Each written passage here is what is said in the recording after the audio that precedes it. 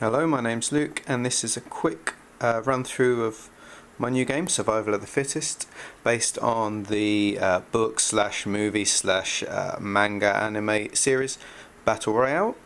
I'm sorry if you hear any noise during this brief video, but I live extremely close to the main train line running through central Japan, so apologies for that.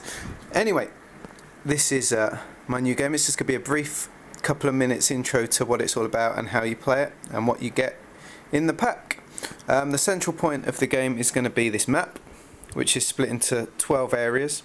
Basically in the game, every area has a different advantage, disadvantage of being in, and every turn one of these is going to be turned over, and from then on that area you can't go into. So the map gets smaller and smaller. The idea is that you are all playing students, international students, who have been put on an island and are competing and killing each other to be the last one alive in a true survival of the fittest situation.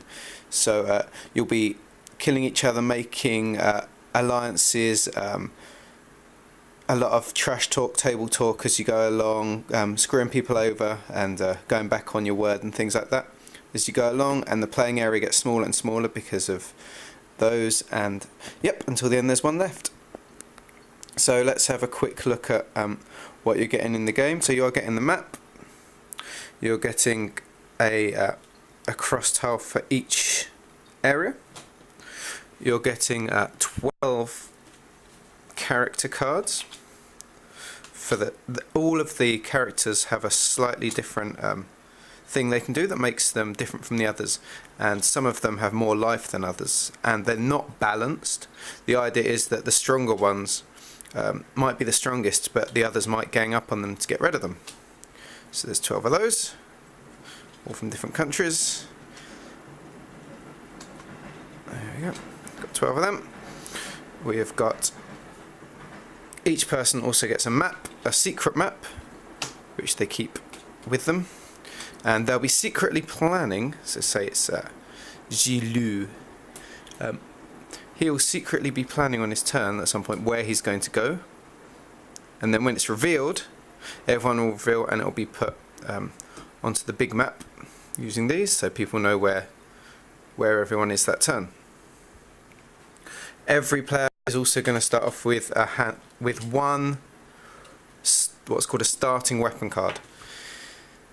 Some of these are better than others, and these have different things they do, as will be in the rules. So you've got a taser there, you've got a GPS, you've got a grenade, you've got nunchucks, and so on. You've got different firearms, hitty weapons, and so on and so forth. Some of those are better than others as well, but that again is part of the game. You might get a strong character with a weak weapon, a weak character with a strong weapon, or someone might just become an absolute tank and you need to get rid of them as quickly as possible. You also get a deck of these cards, which are called Dear's Dark, Town Weapon cards. Now these are cards you can pick up if you spend a turn in the town, and these are things to go alongside these weapons.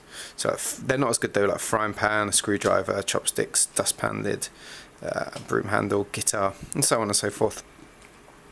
These are what are called building cards, and you get these from going to the building spaces. These will give you other sort of bonuses like medical supplies to help heal up some of your health. Backpacks, so you can have more cards because you've got a hand limit. You get to take an extra town weapon card, stuff like that really. And then these are the main thing. These are called the experience deck, and you'll be picking these up as you go along, and they allow you to you can play them with weapons and things to affect it. So you can use a melee weapon as a ranged weapon by throwing it instead. That's exciting. You can attack two people at the same time by using your ranged weapon. You can use two weapons at the same time, and so on. You can use them to attack. There's some cards to defend and some cards to modify, and so on and so forth. So that's, you're getting those.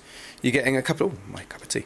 You're getting a couple of cheat sheets that quickly run through a few extra bits of information and clarity on the special abilities of the students.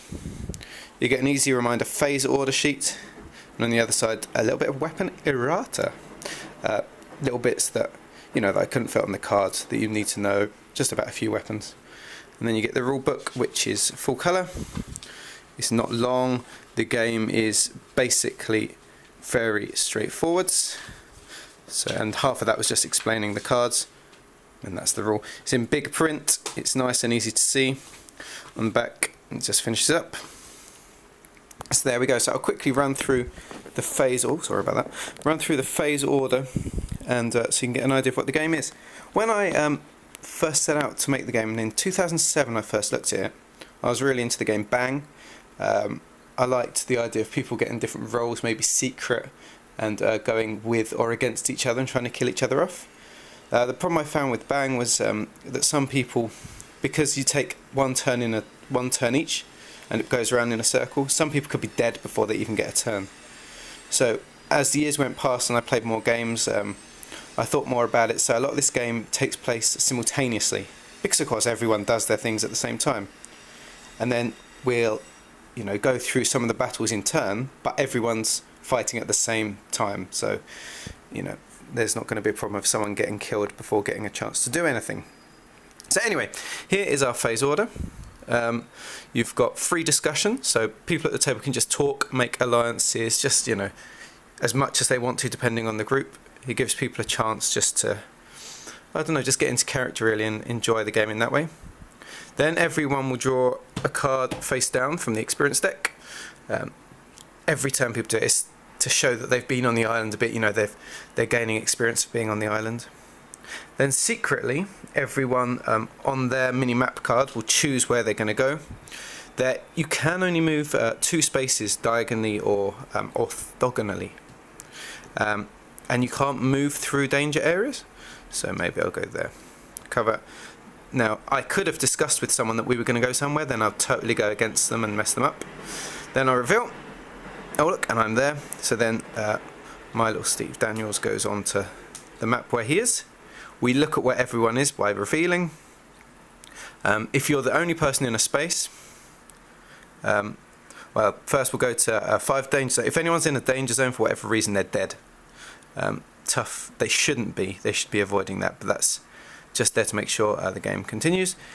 Then you've got all the safe players. If you're the only person in an area, you get to take a card. That is one of these. If you end up here or here, you can take a town card. If you're ending up here or here, you're taking a building card, and so on. Then there's what's called face-to-faces, and they run through in this order. So if there's one here, we do it there, then there, so on. So if there's 2 or more people in an area, there's going to be a little fight. Basically, this was taking ideas from the game Cash and Guns, which has the foam guns, where you're pointing them at each other. Basically, you secretly go through whatever you've got on your hand. So say, for example, I've got a machete, that's nice. And I've got a guitar, and I've also got this. These will be secret in my hand, and maybe the other person in the space might be an ally, so I will choose not to fight them. But I don't know, because they might choose to attack me, or they might be an enemy. So I choose which cards I'm going to play. Now I can normally only use 1 weapon, because I've got the 2-handed, I can use 2. All the cards I'm going to use secretly go face up under my hand. If I'm not going to use cards, they go face down under my hand. Then everyone puts their hands down, and then we count 1, 2, 3, and then you point at the person you're going to attack. If you don't want to attack anyone that turn, you point at yourself.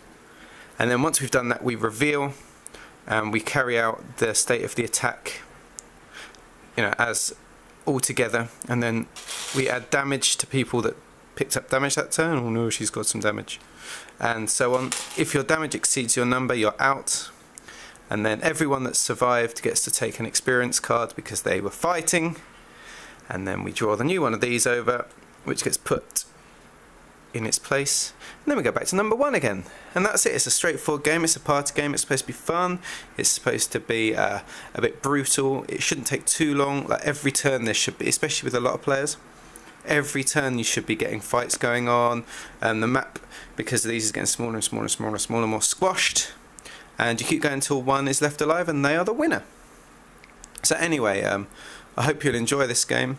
I'm very blessed that I've got a very good friend who makes excellent art, which he did for the characters, so that's been really great and helped this out of development hell that it had been in for a while.